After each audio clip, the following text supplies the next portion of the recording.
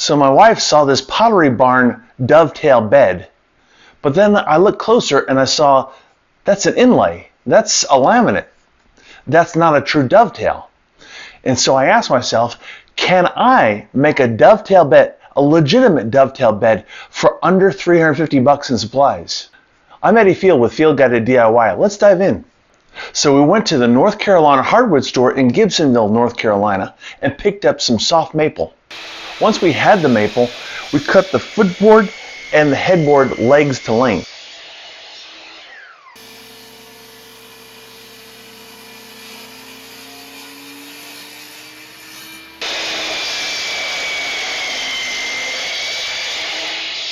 Then I cut the rails, footboard, and headboard frame to length.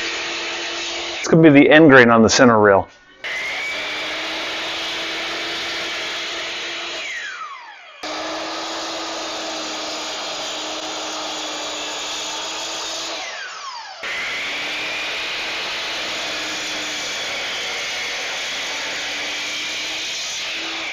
I ripped the side rails, the headboard and footboard rails, as well as the center rail.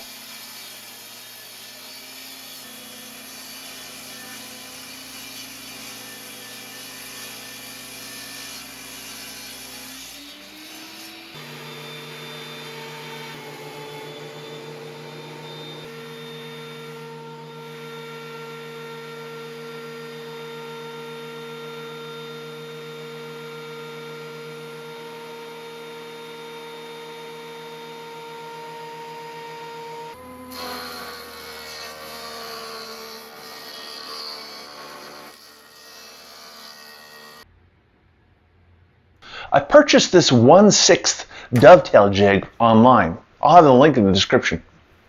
I also picked up a Japanese back saw.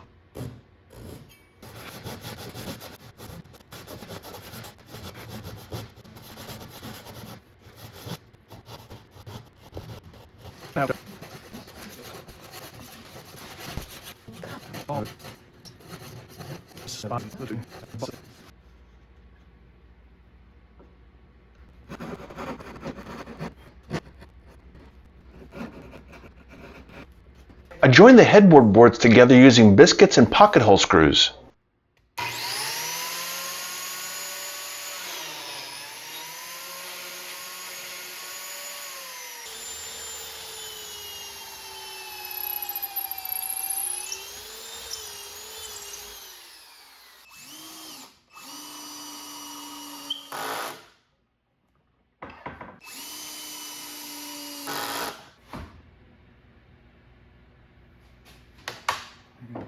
There you go. There you bit.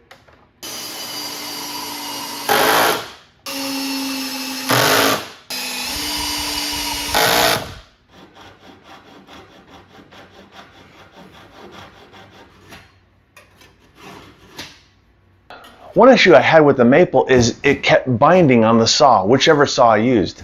I tried both the Japanese back saw as well as this miter back saw. Both of them kept on binding. Finally got it done.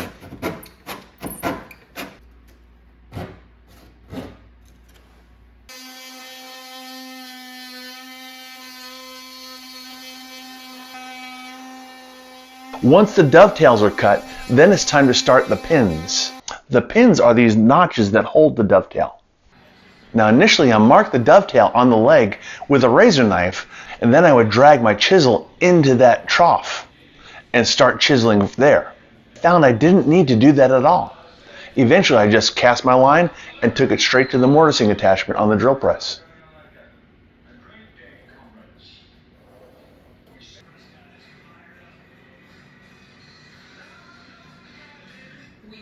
Now what you notice is the dovetail does not go all the way through. It only goes through the leg partially, so that makes it a half lap dovetail.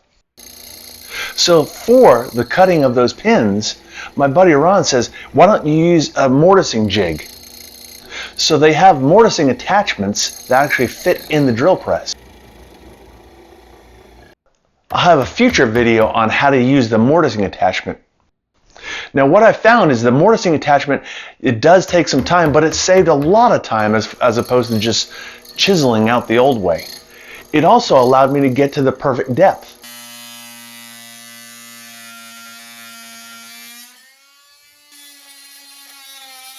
Then I used my oscillating saw blade and a sander to clean up the joint.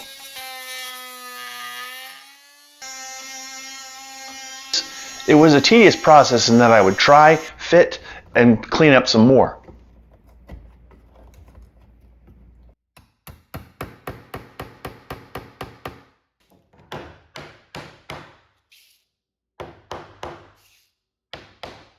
Then my buddy Ron also says you ought to strengthen the joint by using a pocket hole. So I broke out my Craig pocket hole jig.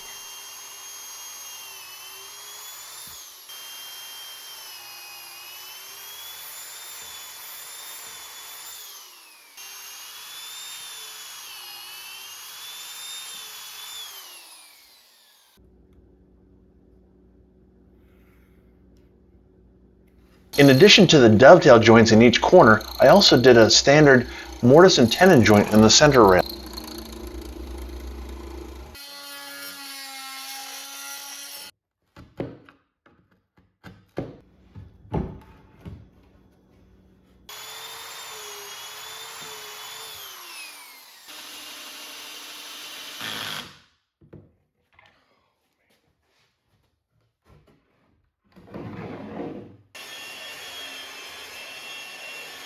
Then it came time for assembly. I glued the headboard and the footboard together, but I only screwed the sideboards.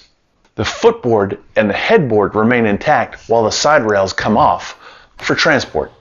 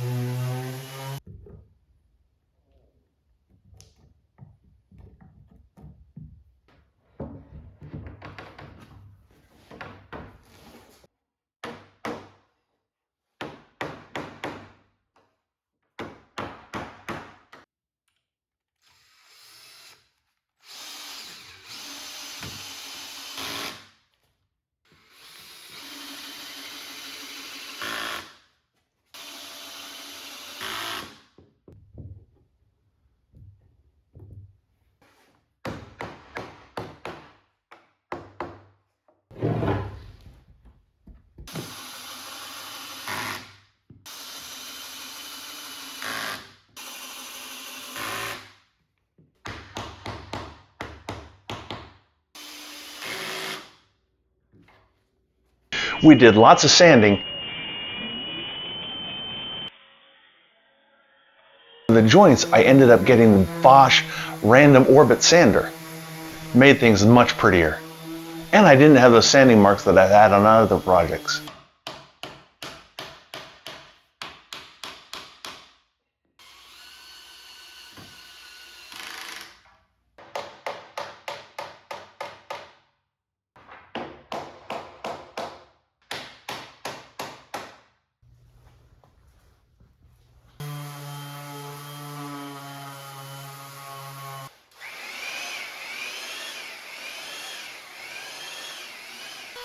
I used a router and camfer bit for a nice decorative edge.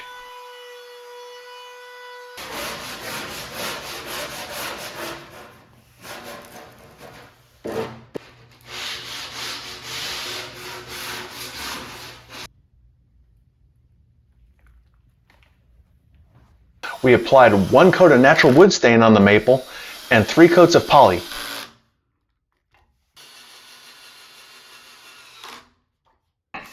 Finally, we add the supports for the bed slats on the inside of the side rails and set up the bed. I finished by adding 1x3 3/4 inch slats. Add the mattress and make the bed. So there you have it. I think it turned out a lot prettier than the veneer that I would have gotten from Pottery Barn. For more woodworking tips and tricks like this one, click the image on your screen now.